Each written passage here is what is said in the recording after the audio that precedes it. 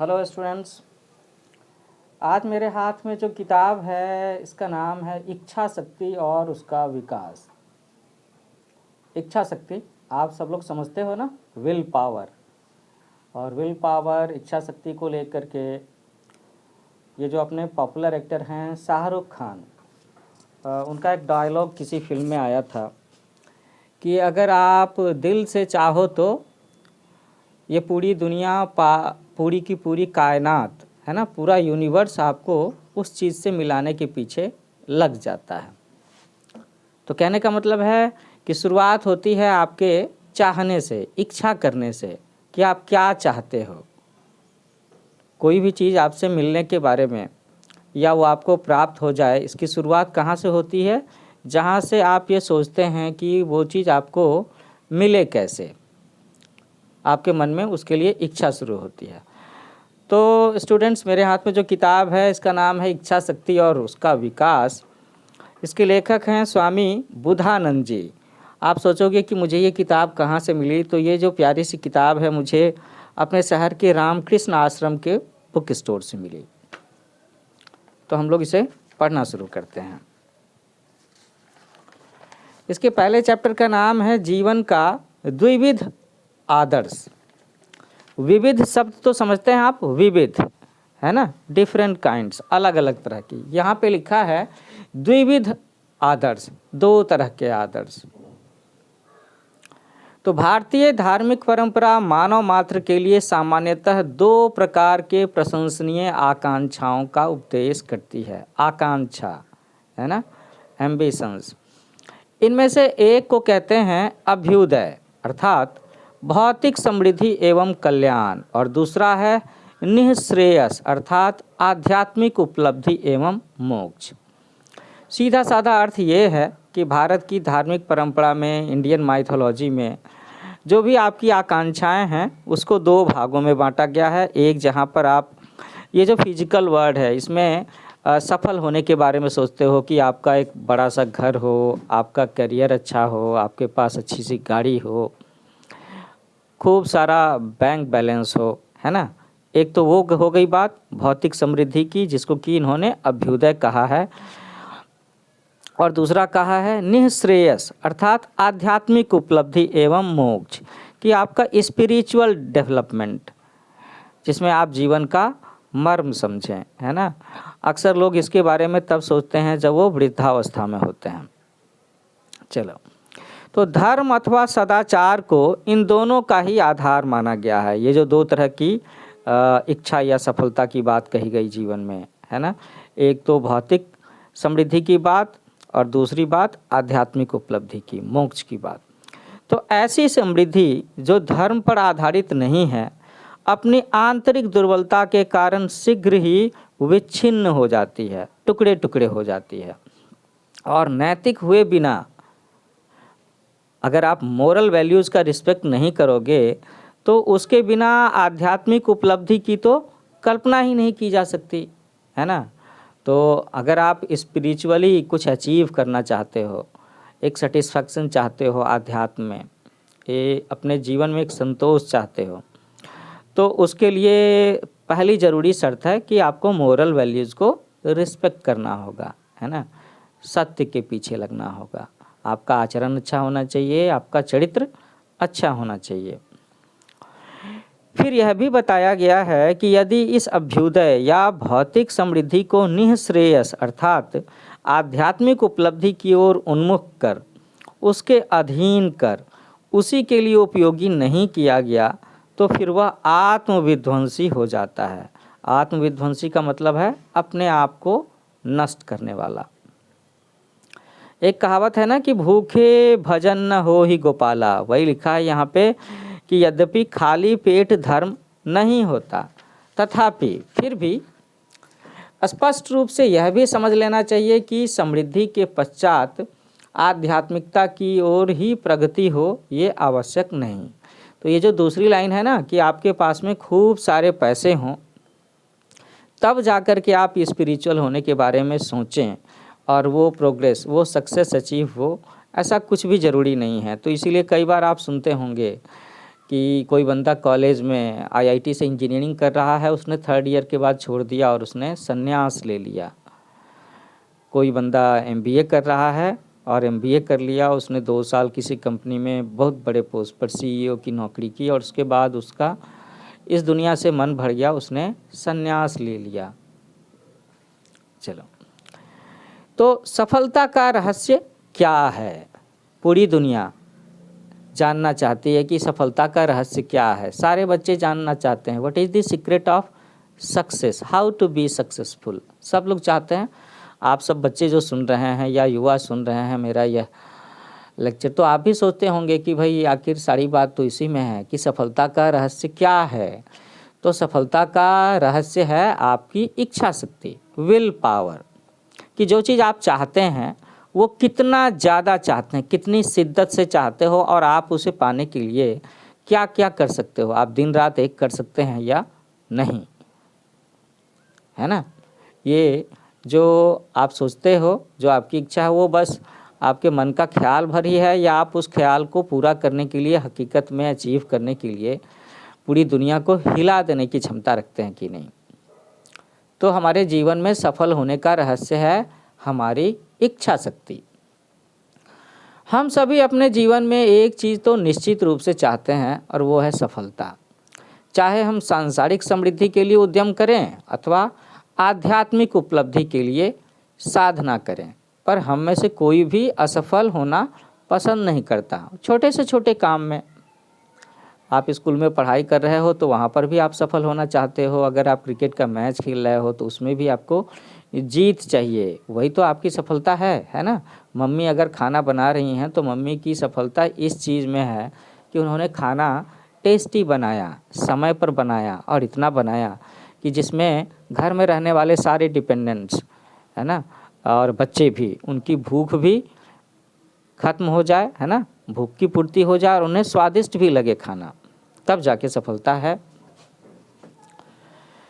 हम सभी सफल होना चाहते हैं, यद्यपि हम सभी सफलता के इच्छुक हैं, तथापि जीवन के सभी क्षेत्रों में हम देखते हैं कि केवल मुट्ठी भर लोग ही वास्तव में सफल होते हैं। तो ये एक बहुत बड़ी बात है कि सफल होना सभी चाहते हैं और सफल होने वालों की संख्या मुट्ठी भर है, गिनती भर है। आप अपने क्लास में पूछ करके देखो, तो अगर क्लास में 40 स्टूडेंट्स हैं तो मुझे लगता है उसमें से मोर देन 20 स्टूडेंट्स, 25 स्टूडेंट, आप कह सकते हो शायद 30 स्टूडेंट, सब के सब सचिन तेंदुलकर, महेंद्र सिंह धोनी, विराट कोहली बनना चाहते हैं। लेकिन सब के सब बन पाते हैं क्या? नहीं बन पाते ना। कुछ लोग बन पाते हैं। तो फिर अनेक लोग केवल आंशिक सफलता ही अर्जित कर पाते हैं, they just get partial success. और बहुत से लोगों को तो केवल विफलता ही हाथ लगती है ना, वो फेल हो जाते हैं, they could not achieve their targets. So मनुष्य की सफलता और असफलता की गाथाओं में विविध प्रकार के तत्वों का योगदान होता है। There are so many factors. सिर्फ आपकी मेहनत ही एक फैक्टर नहीं है, सिर्फ आपका डिवोशन भी एक फैक्टर नहीं है, परंतु प्रत्येक मामले में एक सामान्य कारक भी उपस्थित रहता है और वो है इच्छा शक्ति का तत्व। तो मैं फिर से इस बात पर जोर देना चाहूँगा, इच्छा शक्ति का तत्व, विल पावर। आप सफल होंगे या नहीं होंगे, इसमें ये बात बहुत ज़रूरी है कि आपके अंदर में वो इच्छा शक्ति कितनी कूट कूट के भरी हुई है ना। आपको वो चीज़ चाहिए तो कितना चाहिए, कितनी शिद्दत से चाहिए, आप उसके पीछे में कितना मेहनत करते हो, क्या क्या सैक्रिफाइस करने को तैयार हो। परंतु हम लोगों ने कहा ना कि एक कॉमन फैक्टर सभी सक्सेसफुल लोगों के पीछे में होता है, जो भी सक्सेसफुल होते हैं, कि भाई उनके अंदर में विल पावर क्या था। किसी व्यक्ति के जीवन में सफलता का परिमाण उसकी इच्छा शक्ति के विकास के अनुपात में ही होता है। तो जैसे जैसे आप बड़े होते हो, अगर आपका विल पावर भी उसी तरीके से डेवलप होता है तो आप सफलता के उतने करीब होते जाते हो। तो इस प्रकार प्रत्येक व्यक्ति के जीवन का सर्वाधिक महत्वपूर्ण और मूलभूत प्रश्न यह हो जाता है कि वह अपनी इच्छा शक्ति का विकास कैसे करे, how to develop our will power. इच्छा शक्ति का विकास भी बचपन से ही हमारी शिक्षा का अंग बन जाना चाहिए। It should be part of our education. यह मैं तो कहता हूँ नर्सरी के लेवल से, एलकेजी के लेवल से इच्छा तो होनी चाहिए, क्योंकि अगर इसके अभाव में क्या होता है ना कि हमारी शिक्षा जो है वो उतनी इफेक्टिव नहीं रह जाती, उसका उतना प्रभाव नहीं रह जाता, फ़ायदा नहीं मिल पाता। तो स्वामी विवेकानंद जी लिखते हैं कि शिक्षा किसे कहते हैं। आप सब लोग जानने को इंटरेस्टेड होंगे ना विवेकानंद जी की बातों में कि आखिर what is the purpose of education, why should we get educated. तो क्या यह पढ़ना मात्र है? नहीं। क्या यह अलग अलग तरह का ज्ञान अर्जन करने की बात है? नहीं, यह भी नहीं। तो जिस संयम के द्वारा इच्छा शक्ति का प्रवाह और विकास वश में लाया जाता है वह फलदायक होता है और वह शिक्षा कहलाती है। तो इसे मैं सरल शब्दों में बताता हूँ कि यू नीड पेशेंस। आपके अंदर में पेशेंस होना चाहिए, डिवोशन होना चाहिए, कंसिस्टेंसी होनी चाहिए। इसके जरिए आप अपनी विल पावर के फ्लो को, विल पावर भी एक तरह की एनर्जी है ना, तो उसकी फ्लो को आप कंट्रोल कर सकते हो और उसे अपने फ़ायदे के लिए, अपने आप को सामर्थ्यवान, पावरफुल बनाने में इस्तेमाल कर सकते हो। और ये जो ट्रेनिंग है ना, that is known as education, वो है शिक्षा। ये बात बताते हैं विवेकानंद जी। तो अब सोचे कि शिक्षा क्या वह है जिससे निरंतर इच्छा शक्ति को बलपूर्वक पीढ़ी दर पीढ़ी रोक कर प्रायः नष्ट कर दिया गया है, जिसके प्रभाव से नए विचारों की बात तो जाने ही दो, पुराने विचार भी एक एक करके लुप्त हो जा रहे हैं, खो रहे हैं। क्या वह शिक्षा है जो मनुष्य को धीरे धीरे यंत्र बना रही है, मशीन बना रही है? कितनी बड़ी बात कही विवेकानंद जी ने कि क्या हम लोग उस शिक्षा की बात करते हैं, उस एजुकेशन की बात करते हैं जो धीरे धीरे आज के लोगों को मशीन बनाती जा रही है। For everything you are dependent on machines. आप मोबाइल के बिना 2 कदम चलना नहीं चाहोगे, घर से बाहर बिना साइकिल मोटरसाइकिल के जाना नहीं चाहोगे, है ना, बिना इंटरनेट चलाए आप रह नहीं सकते। तो मशीन पर इतनी ज़्यादा डिपेंडेंसी, कहीं ना कहीं मशीन बन जाना ही तो है। दुर्भाग्यवश यदि अपने जीवन के उषा काल में, उषा काल का मतलब है बिगनिंग, सूर्योदय, है ना, तो अगर किसी वजह से आपने जीवन की शुरुआत में ही हमने इच्छा शक्ति का विकास करना नहीं सीखा, तो जीवन की किसी भी अवस्था में उसे सीख लेना चाहिए। जब भी आपको होश आए, जब भी आपको पता चला, तो तभी हमें अपने विल पावर को कंट्रोल करना, उसे डेवलप करना सीख लेना चाहिए। क्योंकि बिना इच्छा शक्ति की स्वेच्छाकृत या स्वाभाविक प्रयोग के बिना आत्मविकास प्रायः असंभव है। आत्मविकास, सेल्फ डेवलपमेंट। तो हमारे लेखक जी कहते हैं कि भाई अगर आप सेल्फ डेवलपमेंट चाहते हो तो आपके अंदर में इच्छा शक्ति को कंट्रोल करना आना चाहिए। इच्छा शक्ति हो तो अपने व्यक्तिगत एवं सामुदायिक जीवन की अत्यंत निराशाजनक परिस्थितियों से भी सुधार की दिशा में हम उल्लेखनीय परिवर्तन ला सकते हैं। We can bring the significant change in our life. आप चाहोगे ही। आधुनिक इतिहास के इन 3 उदाहरणों पर विचार कीजिए। So now I am going to discuss about 3 examples modern days के। अमेरिकी गृह युद्ध के उन अंधकारपूर्ण दिनों में जब लिंकन व्हाइट हाउस के अंदर इतिहास के साथ अलग थलग पड़ गया था, क्या सिचुएशन रही होगी? अब्राहम लिंकन का नाम सुना है ना? राष्ट्र को बचाने की उसकी शक्तिशाली इच्छा शक्ति के अभाव में अमेरिका का भविष्य क्या हुआ होता। फिर द्वितीय विश्व युद्ध के दौरान इंग्लैंड की बात है, ब्रिटेन की बात है, विंस्टन चर्चिल की इच्छा शक्ति ने कैसे डिसिसिव रोल प्ले किया है। जिस व्यक्ति ने कहा कि उसके पास देने को खून, पसीना और आंसुओं के अतिरिक्त कुछ भी नहीं है, उसकी इच्छा शक्ति के अभाव में आज समृद्धि के आस्वादन में डूबे इंग्लैंड। समृद्धि के आस्वादन का मतलब है कि इंग्लैंड को हम लोग कह सकते हैं ना कि वो दुनिया के काफ़ी डेवलप्ड कंट्रीज़ में उसका नाम है, सुपर पावर्स में गिनती है और वहाँ के लोग काफ़ी सुखी हैं, वहाँ का लाइफस्टाइल बड़ा अच्छा है, ये बातें। तो आज समृद्धि के आस्वादन में डूबे इंग्लैंड और यूरोप की क्या दशा हुई होती अगर चर्चिल ने उस समय वो डिसिसिव रोल प्ले नहीं किया होता।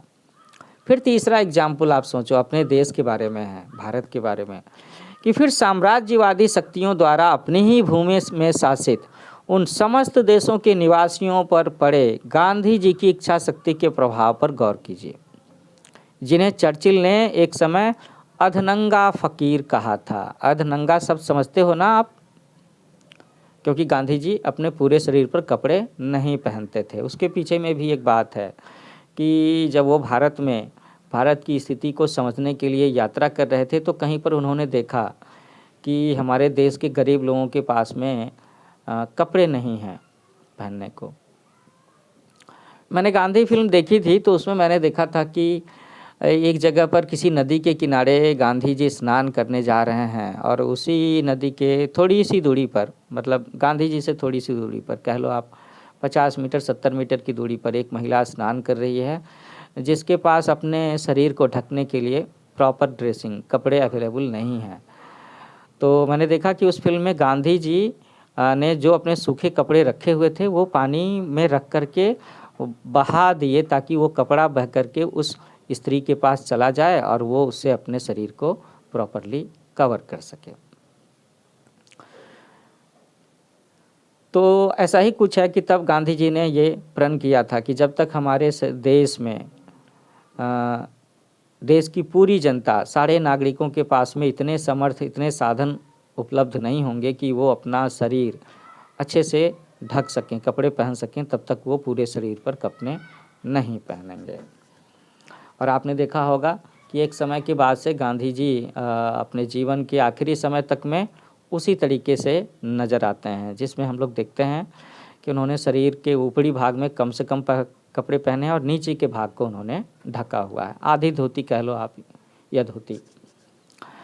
अत्यंत दूरवस्था से परवर्ती जीवन में असाधारण रूप से चमत्कारिक उन्नति करने वाले लोगों के चरित्र का यदि हम अध्ययन करें तो पाएंगे कि हम हर मामले में उनकी इच्छा शक्ति ने ही उनमें रूपांतरण और उन्नति का आनयन किया था। थोड़ा सा आप शुद्ध हिंदी को लेकर के परेशान होंगे तो कोई बात नहीं, मैं हूँ ना। असाधारण रूप से, एक्स्ट्रा ऑर्डिनरी तरीके से चमत्कारिक उन्नति, है ना, अमेजिंग सक्सेस, लोगों के चरित्र, लोगों के कैरेक्टर की अगर हम स्टडी करते हैं, ऐसे लोगों का जो कि बचपन में काफ़ी गरीब थे या जिन्होंने बहुत ही कम साधनों में बहुत तकलीफ़ से ज़िंदगी बिताया है और कैसे आगे चल कर के वो आज के समय में इतने सक्सेसफुल हो गए, तो उनकी लाइफ की जब आप स्टडी करोगे, उनके कैरेक्टर की स्टडी करोगे तो आप देखोगे, और लेखक ने भी उनकी स्टडी करके ये बताया कि भाई उनकी जो इच्छा शक्ति थी, विल पावर थी, उन्होंने उसी को ट्रांसफॉर्म किया और उसी को डेवलप किया। फिर कुछ ऐसे लोग भी दिखते हैं जिनके जीवन के प्रारंभिक काल में बड़ी संभावनाएं दिख पड़ी थी, है ना, कि बहुत सारे ऐसे बच्चे होते हैं जो बचपन में या युवावस्था में उनमें काफ़ी पोटेंशियल नज़र आता है, उन्हें काफ़ी सारा रिसोर्स भी अवेलेबल था, मतलब डेवलप करने के लिए प्रॉपर अपॉर्चुनिटी, रिसोर्स का सपोर्ट, बैकग्राउंड, ये सारी चीज़ें भी अवेलेबल थीं, परंतु वे कभी अपनी संभावनाओं को रूपायित नहीं कर पाए और कलिकाओं के समान पूरे खिलने के पहले ही मुरझा गए। कहने का मतलब है कि ये सारी चीज़ें होने के बावजूद भी न जाने कुछ वजह से वो उतने सक्सेसफुल नहीं हो पाए थे जो पोटेंशियल उनके बचपन में दिख रहा था।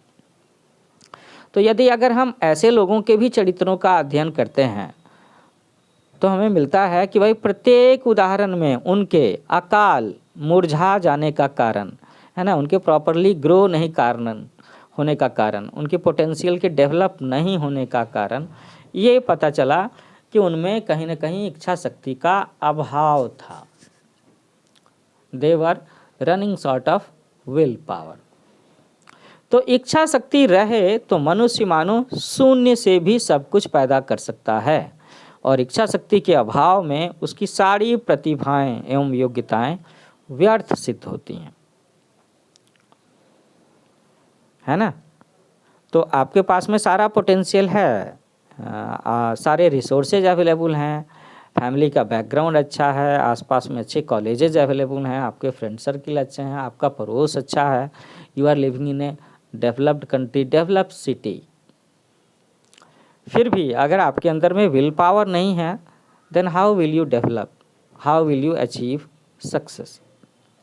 अब हम बात करते हैं कि भाई हमारे अंदर में आखिर इच्छा है ना कि मुझे ये चीज़ चाहिए, मुझे ये चीज़ बनना है और मैं ये हासिल करूँगा, तो ये चीज़ बनना है, मुझे ऐसा करके दिखाना है, मुझे ये चीज़ चाहिए। तो ये जो इच्छा है आखिर इसका उदय कैसे होता है, ये इनिशिएट कैसे होती है ये फीलिंग। तो वेदों में कहा गया है, हाँ बिल्कुल मैं वेदों की ही बात कर रहा हूँ। तो वेदों में क्या कहा गया है, वेदों में कहा गया कि वस्तुतः इस सृष्टि के प्रारंभ में कुछ भी नहीं था, देयर वाज नथिंग, है ना। इस सृष्टि के आरंभ में कुछ भी नहीं था, कुछ भी नहीं, शून्य, अंतरिक्ष भी नहीं, पृथ्वी भी नहीं, वायुमंडल भी नहीं, किसी का भी अस्तित्व नहीं था। तो उस पर असत ने एक इच्छा की कि मैं हूँ, मैं होना चाहता हूँ, मुझे होना चाहिए, है ना। ये इच्छा हुई। इस सृष्टि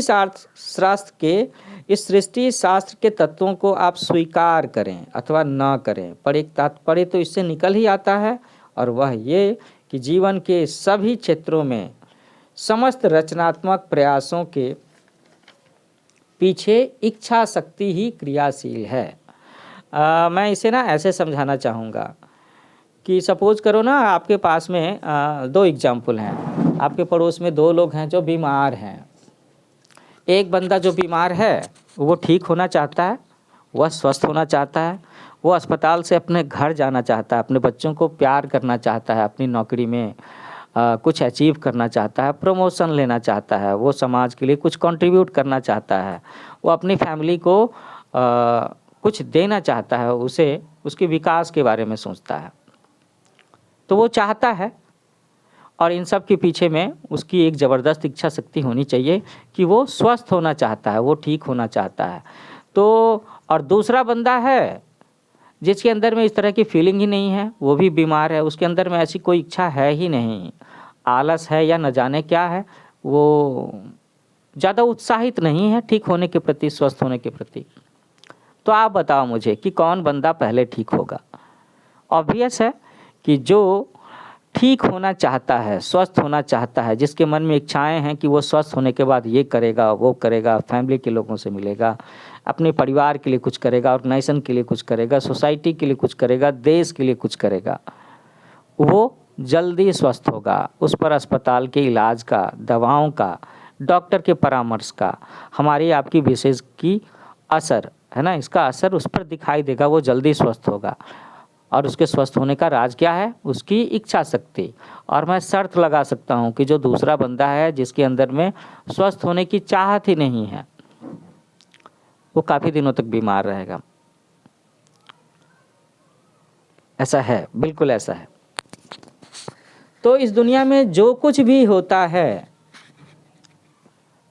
जो कुछ भी हो रहा है, होने की कोशिश है, उसके पीछे इच्छा शक्ति ही एक्टिव है ना। अब इस पर मैं अभी नहीं जाऊंगा कि भाई जो लिविंग थिंग्स हैं उसकी विल पावर क्या होती हैं, नॉन लिविंग थिंग्स में भी विल पावर होती है क्या, तो इसमें मैं अभी नहीं जाना चाहूँगा। हालांकि मैं तो ये कहूँगा कि कभी न कभी ये बात साबित हो जाएगी, या जो आध्यात्मिक गुरु होते हैं वो आपको ऐसा समझा सकते हैं कि दुनिया में कुछ भी मृत नहीं है। जैसे हमारे शरीर में इतने सारे सेल्स हैं, हमारा शरीर सेल्स से बना हुआ है, तो ये पृथ्वी भी हम जैसे मनुष्यों, जानवरों, पेड़ पौधों, इन सब लिविंग ऑर्गेनिज्म से बनी हुई हैं। तो दुनिया के अंदर दुनिया, जीव के अंदर जीव, इस टॉपिक को भी रखते हैं, इच्छा शक्ति की बात करते हैं। तो सवाल उठता है कि ये इच्छा शक्ति है क्या और इसका उदय कहाँ से होता है। स्वामी विवेकानंद कहते हैं कि इच्छा आत्मा और मन का एक मिश्रण है। क्या कहा उन्होंने, आत्मा और मन का मिश्रण, वही आत्मा जो मरने के बाद में कहीं और चली जाती है शरीर से निकल करके। तो इच्छा क्या है? आत्मा और मन का एक मिश्रण है। आत्मा समस्त कार्य कारण संबंधों के परे है, यह अखंड चैतन्य है। इस चैतन्य से इच्छा का अभाव है। इस चैतन्य में इच्छा का अभाव है, क्योंकि इच्छा का उदय किसी न किसी बाह्य वस्तु की प्रतिक्रिया के फलस्वरूप होता है, और अखंड चैतन्य में ऐसा कुछ भी नहीं है। आत्मा यद्यपि अपने शुद्ध एवं मूल स्वभाव में मुक्त है, तथापि देह मन से तादात्म्य के परिणाम स्वरूप वह बद्ध हो जाती है। थोड़ी कॉम्प्लिकेटेड लग रही होंगी बातें, लेकिन सीधी सीधी बात यह है ना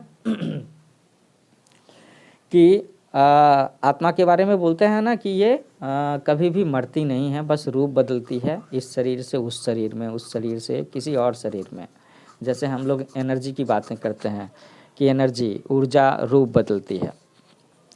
तो बात है कि इच्छा का उदय किसी न किसी बाहरी वस्तु की प्रतिक्रिया के फलस्वरूप होता है। अगर हमने कहीं कुछ देखा, हमें सुंदर लगा, अच्छा लगा, तो हम उसके करीब रहना चाहेंगे या उसे अपने पास में रखना चाहेंगे। ये है इच्छा। इच्छा आखिर यही तो है ना। और आत्मा के बारे में हम लोगों ने कहा कि इच्छा क्या है कि आत्मा और मन का एक मिश्रण है। तो उस चीज़ को प्राप्त करने की पूर्ति, ये अचीवमेंट हो कैसे सकता है जब आत्मा किसी शरीर में हो, किसी भी जीव के शरीर में हो। तो आत्मा जब उस जीव के शरीर में होगी और उसके मन के साथ में इस तरह की बातें सोचेगी कि मुझे ये चीज़ अच्छा लग रहा है, ये मुझे चाहिए, तो यहाँ से इच्छा की उत्पत्ति होगी। दूसरे शब्दों में ऐसे कहते हैं कि जिस अवस्था में आत्मा मुक्त नहीं रह जाती, मतलब आत्मा का शरीर के अंदर होना जरूरी है, तभी उसे मन की संगति प्राप्त होगी, तभी जाकर के इच्छा की उत्पत्ति होगी और फिर इच्छा की प्राप्ति के बारे में सोचा जाएगा। शुद्ध आत्मा जब माया में आबद्ध होती है तो उसकी प्रथम अभिव्यक्ति इच्छा के रूप में होती है। तो आप इसे ऐसे समझ लो कि जब आत्मा किसी शरीर रूप में होती है तो उसकी पहली इच्छा क्या होगी? जीवित रहने की इच्छा, है ना। तो यह आत्मा एवं मन का एक मिश्रण है, और मन भी एक सूक्ष्म पदार्थ है। आत्मा कितनी सूक्ष्म है ये तो बताना बहुत ही मुश्किल है, और मन कितना सूक्ष्म है ये आप समझ लो, अंदाज़ा लगा लो। तो इस प्रकार इच्छा चैतन्य और जड़, प्रकाश और अंधकार, इन दो लड़ियों से मिल करके बना हुआ है। तो क्या चीज़ है ये इच्छा, और क्या है ये इच्छा शक्ति? चीज़ों के नहीं होने और होने, है ना, प्रकाश और अंधकार, चीज़ों का मृत होना, चीज़ों का जीवित होना। तो जब ये दोनों मिलते हैं तो एक संभावना उत्पन्न होती है, फिर इच्छा की शुरुआत होती है। फिर भी अगर हम चरम विश्लेषण में यह मिश्रण असत्य सिद्ध होता है, झूठा होता है, क्योंकि यह असत्य माया पर आधारित है। परंतु जब तक हम माया के राज्य में निवास करते हैं, यानी कि जब तक हमें आध्यात्मिक उपलब्धि नहीं होती, यानी कि जब तक हम इस शरीर रूप में होते हैं और हमें दुख होता है, सुख होता है, सर्दी लगती है, गर्मी लगती है, हम लाभ की बात सोचते हैं तब तक सभी व्यावहारिक दृष्टियों से वह अवश्य ही सत्य है ना। तो यहाँ पर एक बात आध्यात्म को लेकर के है, मैं उधर ज़्यादा डिटेल में अभी नहीं जाना चाहूँगा।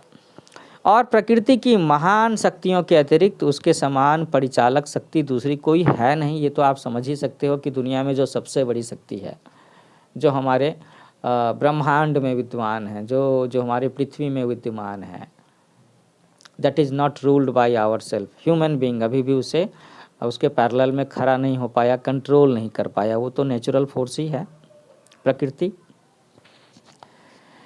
अब यहाँ पर फिर से मैं याद दिलाऊंगा जो बात शाहरुख खान के डायलॉग की मैंने कही थी कि अगर आप दिल से चाहो तो इस दुनिया की पूरी कायनात, ये पूरी दुनिया आपको उस इच्छा से, उस गोल से मिलवाने में लग जाती है। यही बात यहाँ पर दूसरे तरीके से लिखी है कि यहाँ तक कि प्रकृति की महान शक्तियाँ भी मानवीय इच्छा शक्ति के सामने पराभूत हो जाती हैं।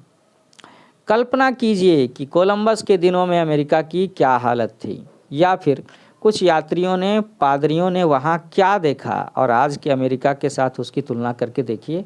तो ये अमेरिका के लोगों की इच्छा शक्ति ही तो है जिसने अमेरिका को उस दौर से आज के इतने आधुनिक दौर में पहुंचा दिया, जहां पर हम अमेरिका को पूरी दुनिया की सबसे पावरफुल कंट्री में गिनते हैं। चाहे बात उसमें हथियारों के बारे में हो, इकोनॉमिक सुपर पावर होने के बारे में हो, उसका जो पॉलिटिकल स्टेटस है, उसका जो यूएनओ में रेपुटेशन है।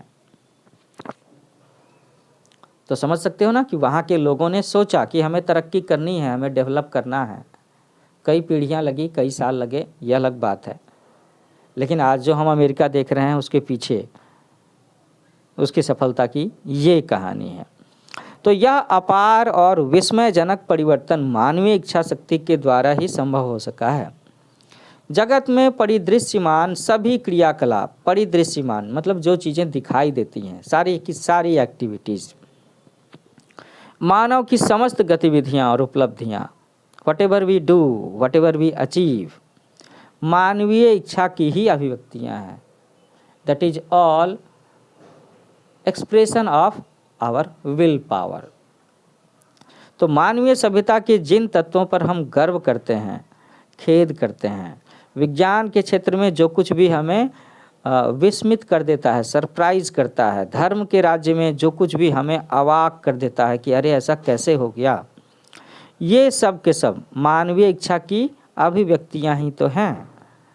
तो इच्छा वर्चुअल फॉर्म है और उसकी पूर्ति होना है ना, सक्सेस अचीव करना फिजिकल फॉर्म है।